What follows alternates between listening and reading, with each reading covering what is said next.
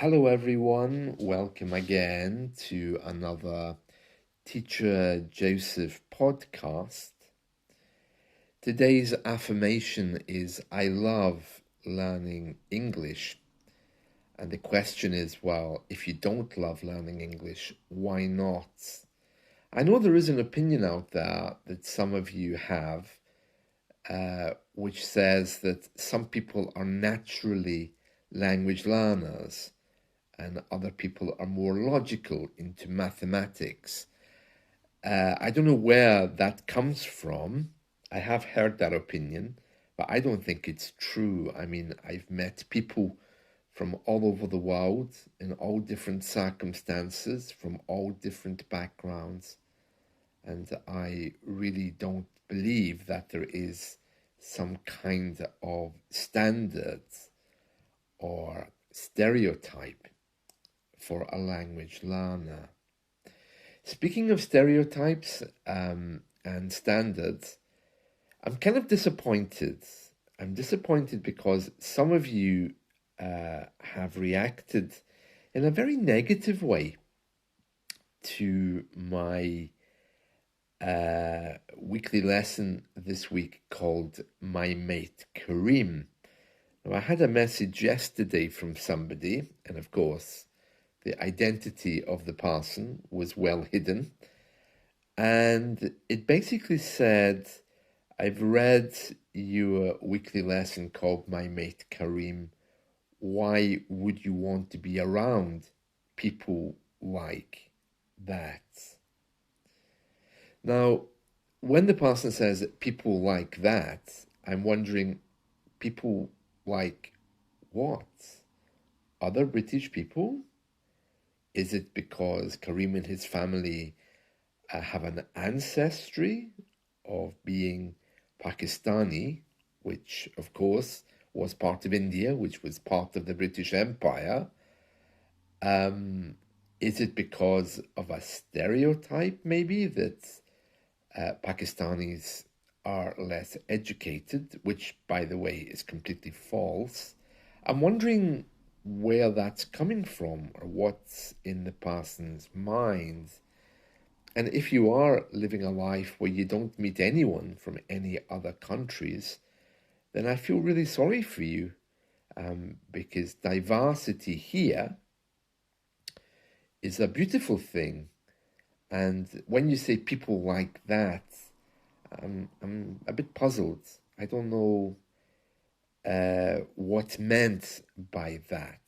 It's almost like you're saying, well, Pakistanis or Indian subculture is somehow wrong or not British. Yeah, you see, this stereotype is one which may have existed about 100 years ago. But when you come to the UK, you soon learn that we are a very, very diverse bunch. And it is true that sometimes if you do meet one whole group with different characteristics from you, it can seem maybe a little bit intimidating. But I think it's only because of fear. Once you get to know people, regardless of skin color or regardless of different cultural aspects, you soon discover that they have exactly the same life as you, trying to work out the meaning of how we're supposed to live. Now, speaking of diversity, we're going to read through a news story from today's media. As I mentioned yesterday, lots of new laws were brought in via the King's Speech. One of them was about spiking drinks. And today, we're going to read about the smoking ban. As I've mentioned in previous podcasts, here there is a smoking ban now. And I'm going to explain it by reading this article. But basically, it's a smoking ban which will come in year after year, which will stop people buying cigarettes because the legal age will go up by 1 year every month. It was something introduced by our Conservative government, and I'm really surprised that they're actually doing this, because it does affect our diversity and it does affect our right to choose to smoke. So this is from today's Daily Star. It says here, Generation 09 to never smoke. It says here, a smoking ban was among the measures announced in the King's speech.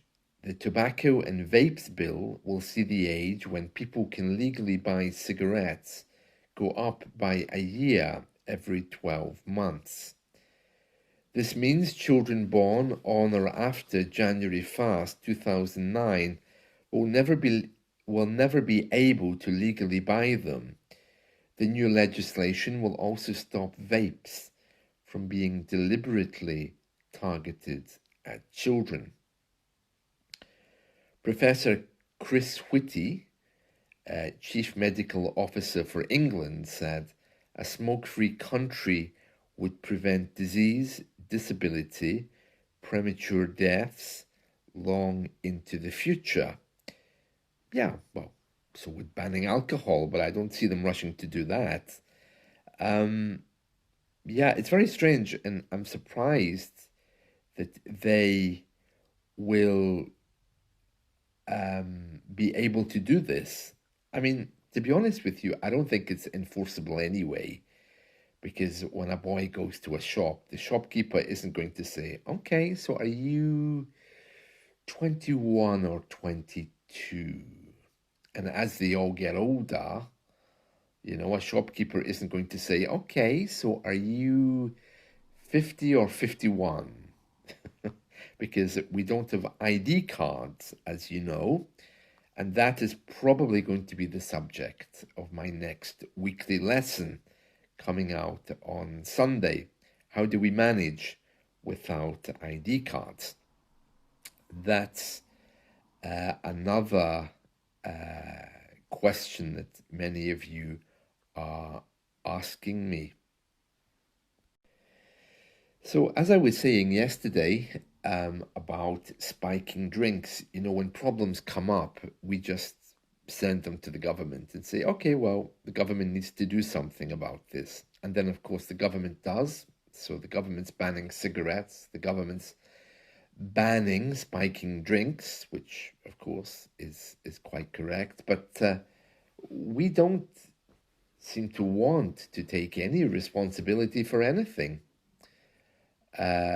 When kids start to smoke, when kids start to drink, we just say, oh, well, the government or the police need to fix that. Or my drink was spiked, the police need to find someone and arrest them. It's almost like we're just giving all of our power away. And I'm kind of worried about that, because psychologically, it means not only are we giving away our power, but we're also giving up on everything. Sometimes things require a little bit of an effort. Let's say learning English, for example. It needs just a little bit of a push. It would be very easy to say, oh, you know what, learning English, well, if I have to do it, that's someone else's problem, not mine. And I face that attitude in the classroom with many new students. What I hear is, I want to learn English. I say, okay, well, what are you doing to encourage that? What habits do you have? Are you watching media? Are you studying grammar? What do you do? And the answer I get usually is, well, nothing. And I'm thinking, well, how do you expect to learn if you're doing nothing? And then, of course, the answer comes, well, you're the teacher, you teach me. I pay you more, I have more lessons with you, and you teach me. And I'm thinking, okay, well, I'm not Harry Potter. It's not like you give me money, I use my magic and give you English. Yeah. And even if I could do that, I wouldn't, because it would take away the joy of learning and the experience of building up a character so that the next thing you have to do, you're kind of ready for it. So when we keep handing things to other people, oh, I want a quick fix to learning English, I'm waiting for that drug to be invented that I can take, which will make my English perfect. Or in this case, there's a problem with people smoking, so the government has to deal with that. Well, maybe we should just quit. If it's a problem, or if people are spiking my drink, the government has to deal with that. Well, maybe you shouldn't go to those places where they're spiking drinks. It seems like an obvious solution, but I mean, of course, the government does need to legislate these things, but it kind of worries me because it makes us very lazy. We're looking for solutions from other people. It's like food, you have lots of food in the house. You could make something, but you think, no, no, no, I'm not making anything. I'm going to go to the supermarket and pay to buy something. And the food in the house, I don't care about it. It's a strange kind of philosophy to have, especially if you use that philosophy every day. Everything is reduced down to a commodity. And of course, many of you, you try to learn. After a few lessons, you don't come back because you say, "Wow, I, I don't, I don't really feel that anything's happening here." And well, it won't happen unless you make it happen. I think part of the problem, at least with e-learning, is many people really aren't clear on the way forward. They aren't clear on what they want. They aren't clear on their progress. I was talking to someone the other day, and she was angry. She said, "Look, my English isn't getting better here." I said, "Well, what are you doing every day to make it better?" She said, "Nothing."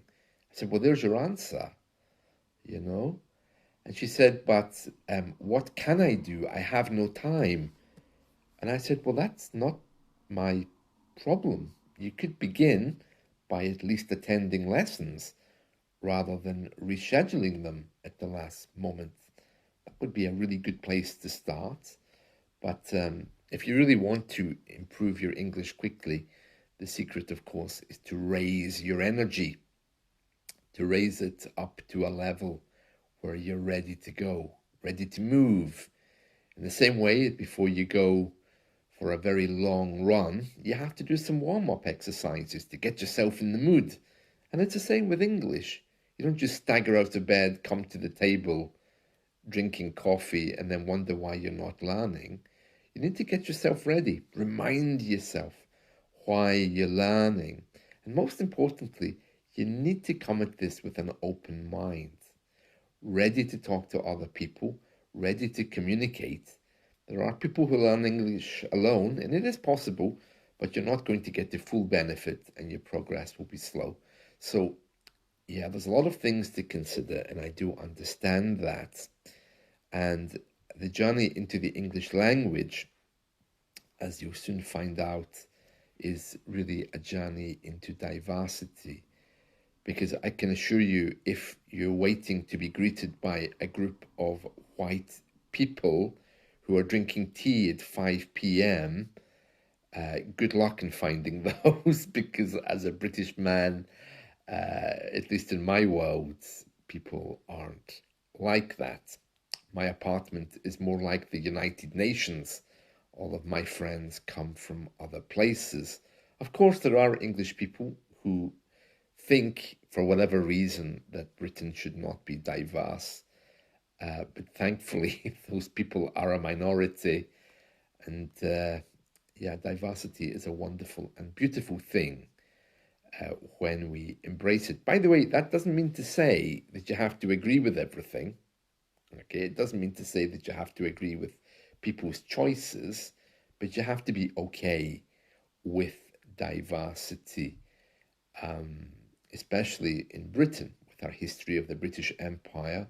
We've touched almost every culture in the globe. And of course, we have people here who are descended from every part of the world, which is truly a beautiful thing. Well, that's it from me. I hope you've enjoyed this. So if you are planning on continuing smoking, yeah, good luck with that. I think if you were over 16 in 2009, there wouldn't be a problem. But people born in 2009 who are currently, I don't know how this works. Yeah, people born in 2009 now are always going to be a year out of range for smoking. But like I say, they're going to get cigarettes anyway. Whenever you want something, there's always someone there to sell it to you.